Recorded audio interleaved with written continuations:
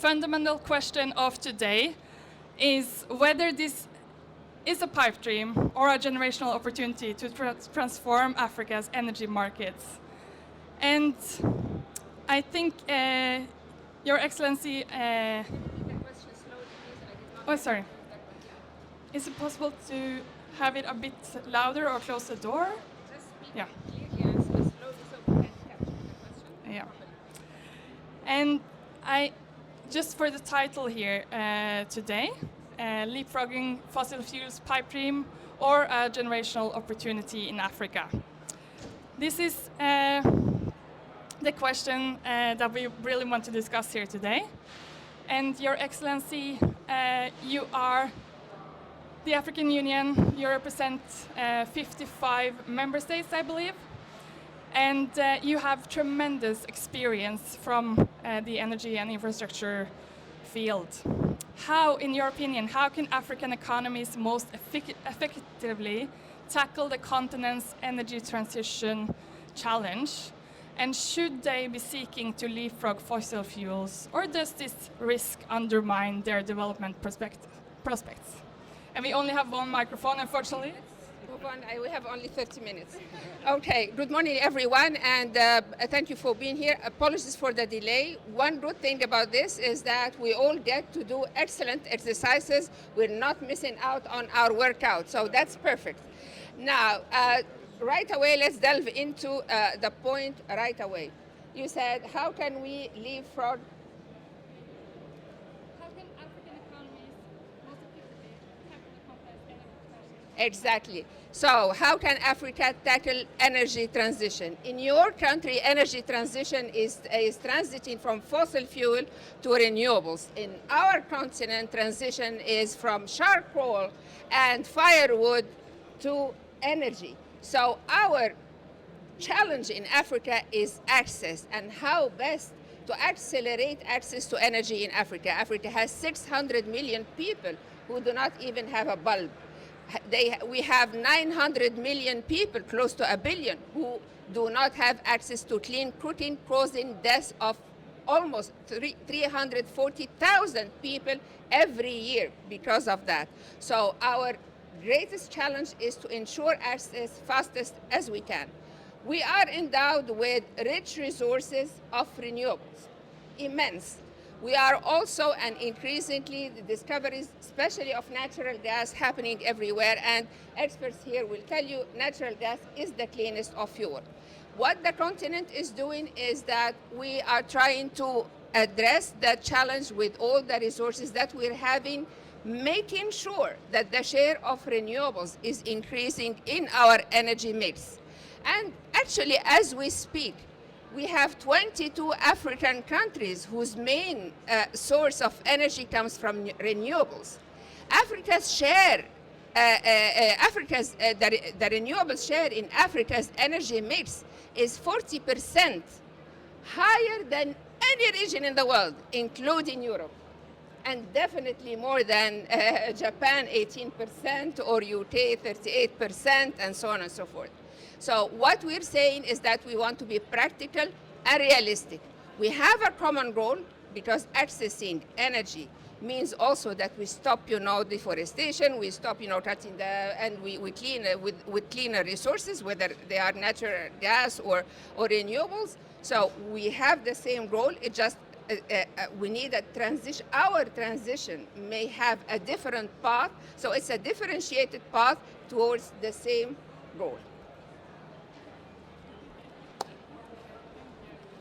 Thank you, Your Excellency. And it was very, very convenient that you invited Terje then to follow up on that, because Scatec, Terje, you're the CEO of Scatec, and you're present all over the world, focusing on renewable energy sources. And I believe you're the largest solar producer, or one of the largest solar producers in Africa.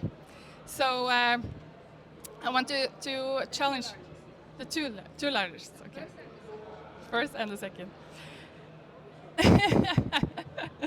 And but then to talk about the renewable energy in this context, because now we heard from the Excellency that it is a mix. And in your perspective, if we're gonna then look at the renewable energy, and despite the vast renewable energy potential, Africa accounts for just 2% of the investments in the sector, according to IRENA. And with this in mind, how realistic is it to talk about leapfrogging fossil fuels? Thank you. Well, first of all, I would say I have to agree. It's not about necessarily leapfrogging. It is about the fact that currently, as you said, Africa has 40% of the solar potential globally and only 2% of the investments. And it's not about leapfrogging, but it's currently a significant underinvestment in renewable energy in order to accelerate the deployment of renewable energy in Africa. And that is really about it. I mean, the UN says that we need about $2.5 trillion in investments to reach annually in investments to reach our sustainability goals by 2030. And a lot of that has to go into Africa, and a lot of that has to be private capital, because the states and grants is only going to cover a bit. That's maybe only 10% of it, or maybe even 5% of it. So the rest have to come from private capital, and then private capital needs to be also motivated and incentivized to invest into renewable energy in emerging markets as well as in Africa. And then what we are looking for, I mean, we have successes as Scatec, and we have failures. And we have failures as Scatec. So what is required in order to incentivize more private capital to invest in renewable energy in Africa is obviously to have good and transparent and predictable regulations and attractive investment frameworks. That is the basis. And that is, obviously we all have to take a hard look in the mirror in terms of where we are in terms of development, but that is what the African countries have to provide. And then if that is in place, then obviously private capital and the private companies, we have to sort of take those opportunities, huge investment opportunities, to drive the growth of renewables in the African continent. And we have to behave responsibly, do investments in a sustainable manner. But it also needs to be understood that in order to, that in Africa, it is higher risk than in, for instance, Europe. And that also needs to be reflected in the returns that are expected in Africa. Yeah. And inside as well. Thank you, Terje. Before I move to the gentlemen on the side here, I would like to hear from you, Adam Bruce. So you're from Mainstream Power Renewable Power. and you also invest in you're the world's first pure play renewable energy, one of the majors there. And I would like to hear your perspective. Why is the global investment community hesitant to allocate more financing to renewable energy projects on the continent? And how might investments level be scaled up in your perspective, building on what also Terje said? Thank you. Well, I profoundly agree. I enthusiastically agree with my two colleagues. The potential is enormous and the pathways are obvious. And we are seeing now increasing number of energy roadmaps. We have the roadmap from Nigeria, we have Ghana's roadmap, we have very clear direction of travel in South Africa and many other African nations as to how they're going to add capacity to their grids and to bring electricity to people who lack access to energy. We've been developing wind and solar projects across Africa for the last 12 years. Our colleagues at Lekela now have 1.5 gigawatts of operational plant in Egypt, in Senegal, and in South Africa, 3 very different markets, but essentially all of them have found a way to incentivize the development of wind and solar generation. And if I might just put South Africa's future on the table. I know South Africa is not a truly representative market for the rest of Africa, but it is the largest market in Africa at the moment. ESCOM tell us that they need to build another 50 gigawatts of capacity in the next 10 years, of which 40 gigawatts has to be wind and solar. And to think about that in terms of the supply chain that can be provided from countries across Africa to build that potential in one country. And then if you multiply that across economies in Southern Africa, in West Africa, and East Africa, you can begin to see the huge opportunities for investment, for job creation, and for supply chain creation that give enormous potential to, as the question posed, to leapfrog economically and in terms of energy access. So I'm, with my colleagues here, an essential optimist for Africa. Huge potential. The IEA tells us that Africa has 60% of the world's renewable energy resources. And we need to find a way that's practical and a way that we can deliver tomorrow for energy access that allows us to tap those resources. Thank you, Tina.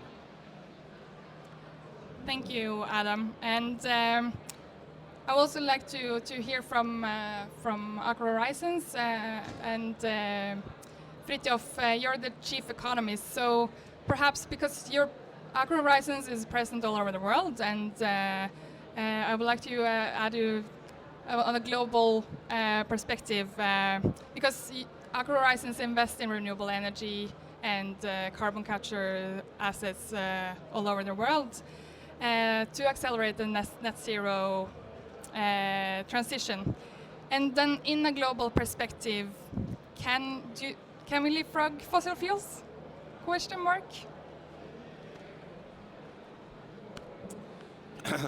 Well, if you ask Europe, I think we'll say yes, please, but that's not the way it works, which is also a challenge for Africa. And I think when we look at the situation, starting with Europe, where energy security is now very high on the agenda in addition to climate change, so it's very urgent to deal with energy, but energy then is seen almost like a problem. I think when we look at this from an African perspective, we have to look at energy not as a problem, but as an opportunity. And that's where we need to start, because this whole thing means leapfrogging is like avoiding a problem.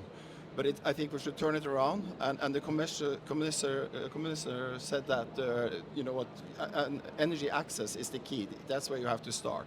So without having access to energy, without developing the infrastructure for basic energy service and more advanced energy services to fuel the economy of Africa, we won't get there. And hence, I think we need to think about the shorter term perspective, utilizing the enormous energy resources Africa has, also when it comes to natural gas, which plays well in hand with renewables. So thinking integrated of that. And it might be tempting, just to dwell a little bit on gas, it might be tempting to maximize exports of natural gas, develop projects in Africa now to fuel Europe.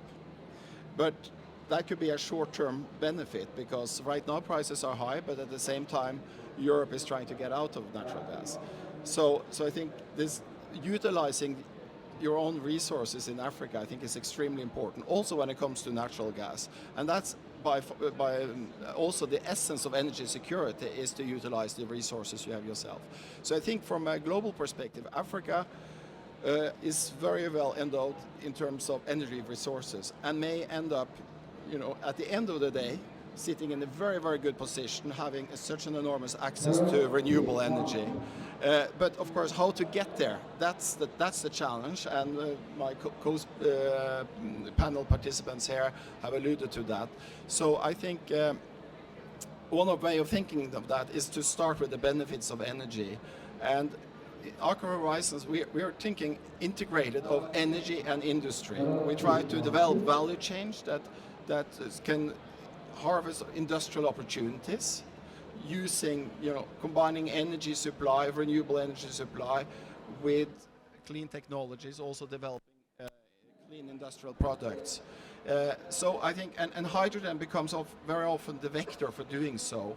And I think with the resources Africa has on the renewable side, developing hydrogen, looking into the future, thinking of hydrogen as an opportunity for the long-term success of industrialization of Africa, potentially ending up in a situation where Africa is exporting energy-intensive goods rather than importing, such as Africa is today. And I think that's a very exciting journey. And I just want to, clearly the costs are very high now when it comes to hydrogen, but there is also a race in other parts of the world in cutting down the cost. So I think, you know, Africa developing the energy infrastructure you need to sort of be ready for the hydrogen revolution, and then you know, let's say the race to zero, driving down costs for hydrogen projects and hydrogen derivatives such as ammonia and maybe green steel. Once costs come down, you have the resources, and we know our colleagues in Scatec is working on this. But once with the costs coming down, Africa can be a very, very good situation with cheap, renewable energy fueling industrial production based upon hydrogen in the longer run. So I think thinking sort of a roadmap for Africa, I mean, there are many roadmaps for Africa, but think instead of leapfrogging, thinking sort of an integrated roadmap with a longer term perspective of being self-sufficient and potentially also then an exporter of energy goods.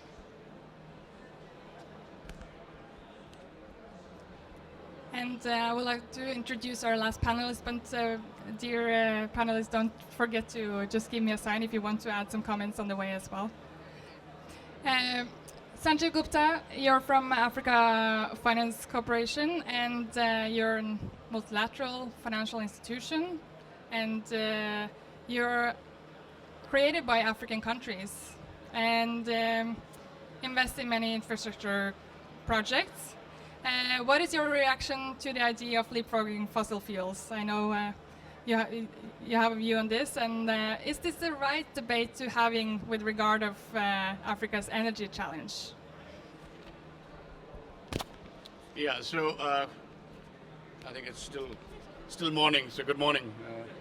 And clearly this is not a very conducive environment to get into some fairly serious topics to discuss. And the advantage of coming last in a panel is virtually everything that could be said has been said, right? I mean, I don't need to repeat any data. I don't need to repeat any deep insights around technology that's available or not available. I don't need to repeat my esteemed colleagues' view on risk in Africa, which is incidentally not supported by data. So I don't want to repeat any of the things that has been said. All I'll say is that as much as there is postulations and pontifications and what have you going on the continent, we have a real problem. And please understand that the impact of climate change on the continent is felt every day by the average man and woman. It's not a theoretical issue in our lives. Children don't go to school. Food doesn't come on the table, essential surgery doesn't get done, just to give you a few examples. Secondly, I don't care which way you slice and dice it, we have an energy deficit. I was reading The Economist last week where the guy who wrote made a beautiful analogy. He said an average African uses less energy than a refrigerator in the US. So please don't give me data anymore, right? Third, we have a development deficit. We need energy to develop. And fourthly, whether you like it or not, we have a funding deficit. We have a huge funding deficit, which we need to change in Africa by using our money, which we are doing, which is why your point on us being created with African capital is crucial. I don't buy the story of leapfrogging. I'll tell you why. Because there is another word which has the word frog in it, called frog marching. We are being frog marched, and that has to change. And I don't want to be sounding like an activist. All I want to tell you guys is that when you talk of the energy mix, just get the mix in your mind sorted. What is the priorities that you guys want the world to look at? What is the commitments that you make that you want to then deliver on? And what is the policy level thinking that you want to support? Because that's all mixed. And if that is a mix, the energy mix is not going to change. Not in your country, not in my country. Simple as that. So all I would like to say is that, guys, let's be practical here. Why are we unnecessarily trying to create, if some of you have read this poem, the Pied Piper of Hamelin story, right? A lot of color, a lot of promises, I shall lead you to deliverance, and everybody gets into a dark abyss. There has to be a sense of reality to what we are doing here. The reality is we didn't light the fire. We still don't intend to light the fire. Even if our entire energy mix, came from fossil fuels, we would add only 1% to the world's emission level. So don't give us these data points. Tell us how you are going to prioritize the agenda around which you, the world that created the problem, will first make the sacrifices at a pace that makes meaningful difference to emissions. And that's how I see the energy mix question. Thank you. Thank you, Sanjeev. And then we start with the follow-ups here. So, Your Excellency, you ask for the word, please. Yes. Quick reactions on many of the things that have been said. 100% with what Sanjeev has said, but I would like also to caution and stop the stereotypes coming every time when we discuss Africa at any level. Risk, not substantiated by data by far. It's a myth, it's a perception, it's another excuse not to invest in the continent. Please, check your data and get them right, and we have the facts. And remember, Africa as well, I mean, remember what happened in Greece, in Europe, during the deficit, and they were not rated. No one said, you know, investment in Greece is risky. And look at Ghana and the rating by the rating firms, rating Greece and rating Ghana, and then unfairly putting the premium so high and the risk factor so high, so that, you know, to make any borrowing or investment so expensive in the continent. Check the facts, please, before you say things like that. As far as harmonization and of policies and regulation, excellent point. And that is exactly the role of the African Union. We are harmonizing the regulations and the policies for the whole continent. For the whole continent. And also, if you check the news, last June 2021, the African Union launched the Single African Energy Market to capitalize on all the resources that we're having, and to ensure that we are one single electricity market, leveraging the resources, building the necessary infrastructure when it comes to transmission. So we are doing far more than what anybody else thinks, and definitely far more than anybody else share when it comes to climate agenda. Last but not least, we came to this COP with investments in mind, not to talk, not to get promises, not to run around the bush. We have projects, regional and transcontinental, because we do believe that climate issues do not stop at the borders. So let us stop that and get into action and finish, we know, with excuses that are shifting the blame or trying to distract from those who caused the problem and the responsibilities. So stop this game of shifting blame or distracting us. We are too busy building our continent, so please do not distract us. You want to join us? Join us in partnerships. That's all. Thank you. Thank you, Your Excellency. And I will just give it to you, Terje. Follow up here. Thank you very much. I feel that we are under fire here, but I do stand by my statements. And just to be clear, I mean, I think that this whole panel has the same ambition and the same wish. Our perspective is, how can we mobilize more private capital to invest into renewable energy in Africa? Because we believe renewable energy, or we know that renewable energy is the cheapest source of energy for Africa, and it's essential in terms of driving economic development in Africa. I think that is quite clear. And then there are certain things that needs to come in place for that to make that happen. And let's be clear, Africa is not Africa. Africa is many different individual countries with significantly different investments environments. Europe is not Europe. I wouldn't have invested in Greece when Greece was having its issues. Let me be clear on that. But also let me be clear on the fact that we have been participating in many projects where in order to get financing for our projects, either sovereign guarantees plus guarantees from the World Bank or African Development Bank has been required. And this is not our decision.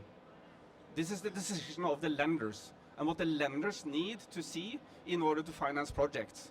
And several of our projects have been delayed for 5 years, for 6 years, due to negotiations between the World Bank and the host countries in order to get those guarantees in place. So one of the key things that I would look for in terms of accelerate private investments into Africa in the more difficult countries, and again, I mean, Africa is not Africa, but in the more difficult countries, is that more available guarantee structures are put in place so that they are easier to get, so that they take more risk, so that also the World Bank and other multilateral financing institutions are willing to take a loss provision on the guarantees that they are providing. So we have lost $5 million on projects where the host country and the World Bank has not been able to agree. Those have been fantastic projects. Those have been projects that have been extremely good for the country. They would have provided green, low-cost energy for the country. They would have created a lot of local economic development around their areas. So it's about finding solutions that are unlocking also the private capital. Because I think it's good for Africa to both use its own capital and also use international capital in terms of driving the growth. So that's at least some reflections for me. And in terms of accelerating, I mean, obviously, what Fritjof talked about is extremely interesting in terms of the green hydrogen and green ammonia. We are working on several green hydrogen projects here in Egypt, and this is a way of taking the fantastic resource that you have in Africa, transferring that through competitive, low-cost energy, because you have the resources, you have the space available, which Europe doesn't have, and converting that into green hydrogen, green ammonia, and through that creating an economic activity in the country based on an export business. So in principle, you're exporting affordable, low-cost energy, green energy out of Africa, and based on that creating new economic activity. And this is a huge opportunity for Africa, but it's also, and just to be clear on that, it is also, as Fritjof said, it's a race these days. It's a race for taking that position globally. I mean, we see in the US with the Inflation Reduction Act, US is handing out $3 per kilo for green hydrogen.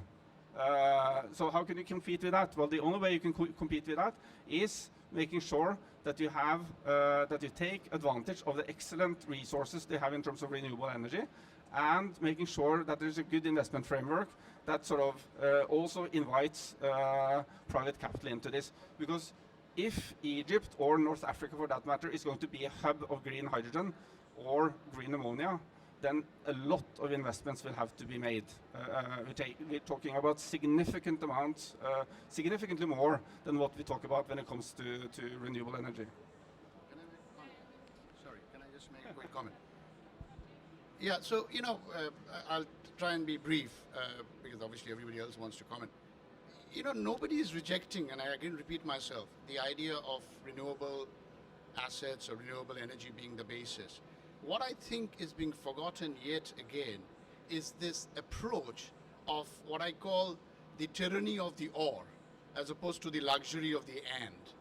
You have a problem with 1.5 billion people on the continent with huge amounts of fossil fuel, gas in particular, that needs to be developed to provide the ideal mix.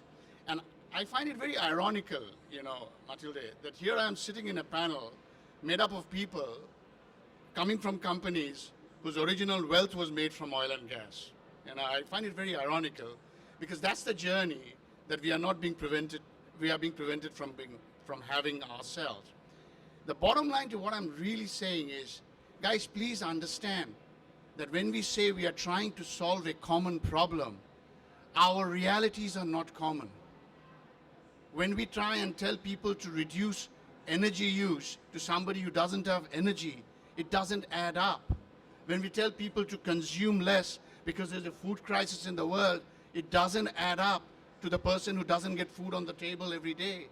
So our realities, please understand, are different. Our journey, therefore, even if the direction is the same, has to be different. Our mix of energy to develop our continent, therefore, has to bring in fossil fuels. You talk of net zero, we are on net zero.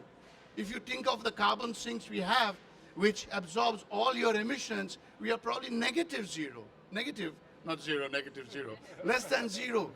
So when you talk about funding renewables, absolutely, we would love it. We are ourselves funding a hell of a lot of renewables.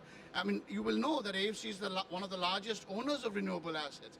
But the debate that must be had is, do not push us into a situation where it's only renewables and nothing else. And this idea that because it's risky, risk in Africa is something that needs to be understood. It's not renewable specific or energy specific. It's a regional risk which one has to understand. Why are we suddenly bringing risk as a basis to do renewables? Risk is a constant. But please understand, again and again, I'm imploring you that as the global world looks at an energy mix, you tell me, even by 2060, does any country's energy mix has zero fossil fuel? Does it? No, it doesn't. You're talking of reductions. We are talking of having it. You're talking of changing it. We are thinking of supplying it. Please understand our realities. Thank you.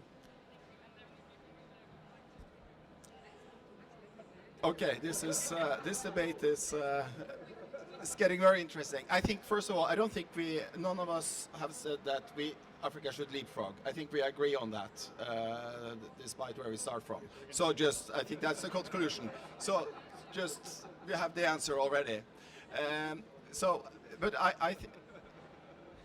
So it's back to having energy supplies you need that. It's an opportunity. For Africa, it's a great opportunity. So far, the fossil fuel economy has given Africa the biggest drawbacks globally because of climate change. It's hitting Africa, and the least benefits. So that's where you start from. Unfortunately, when you looking at statistics, access to electricity in Africa as a share of population has decreased, not increased, and that's very discouraging.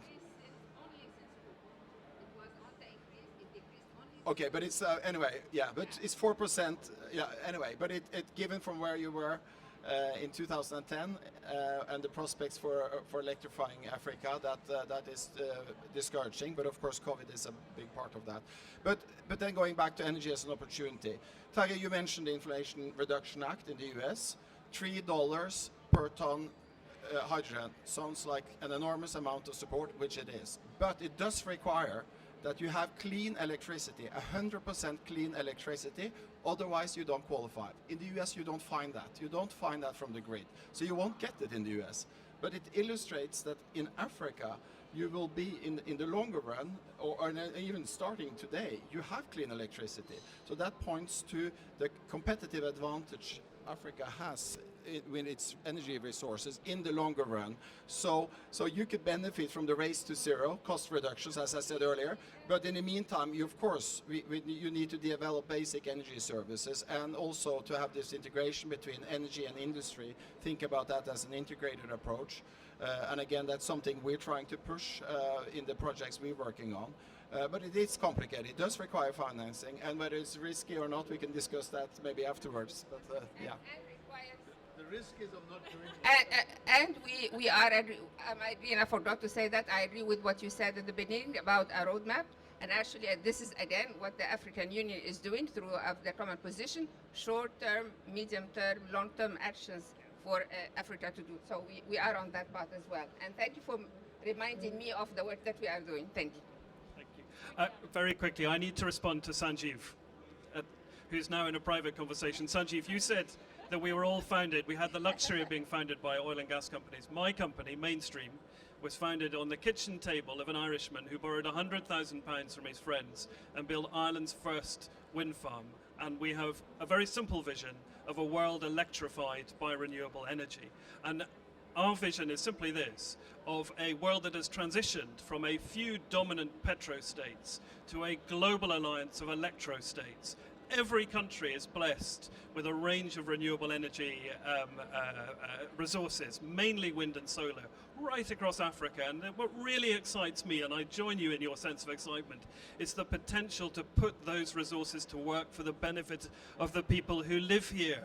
And we want to build, as we have in Senegal, as we have in Egypt, as we have in South Africa, we want to work with you to build out those roadmaps, to deliver decentralized, democratic, diversified sets of electricity generation based on solar, based on wind, to the benefit of everybody who lives here. We're not in opposition to each other.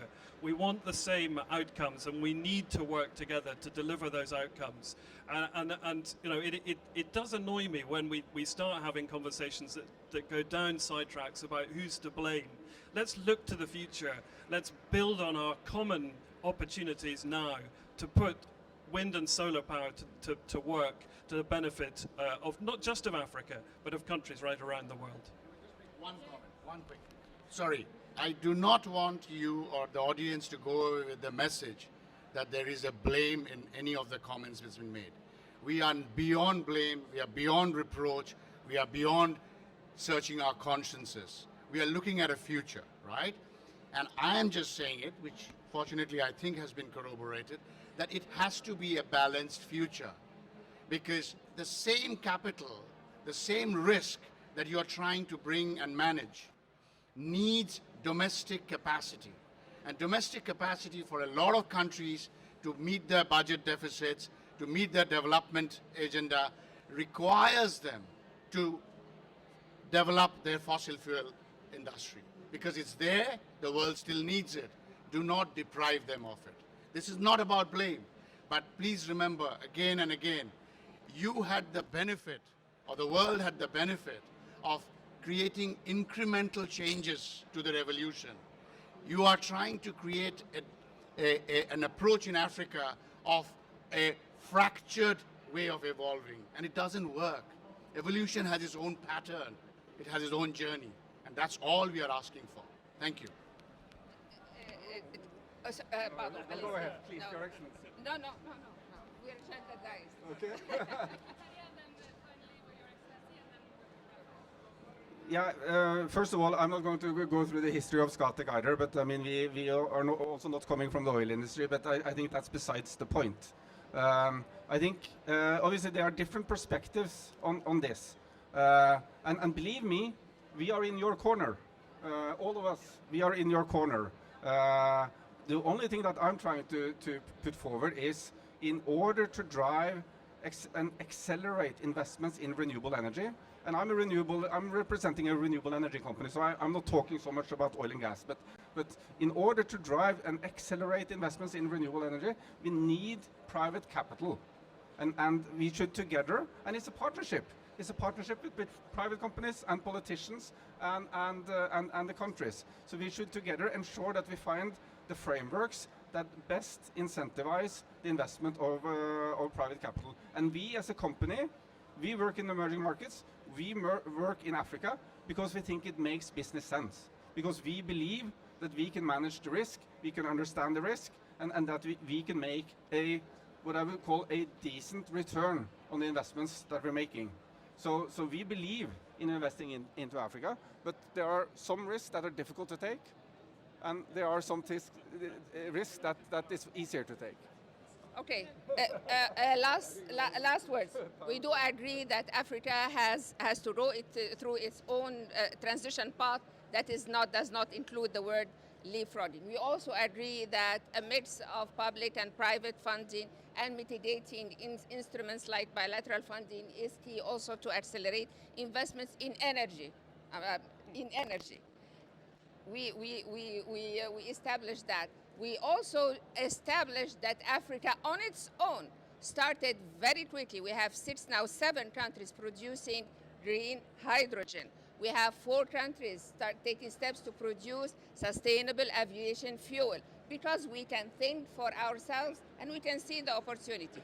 Trust us, join us. Our team is here. We have the Africa Pavilion. We have 69 regional projects. So you want to talk business, come, we can explore the projects with you and we work together. Thank you. What a great final note. What a great final note.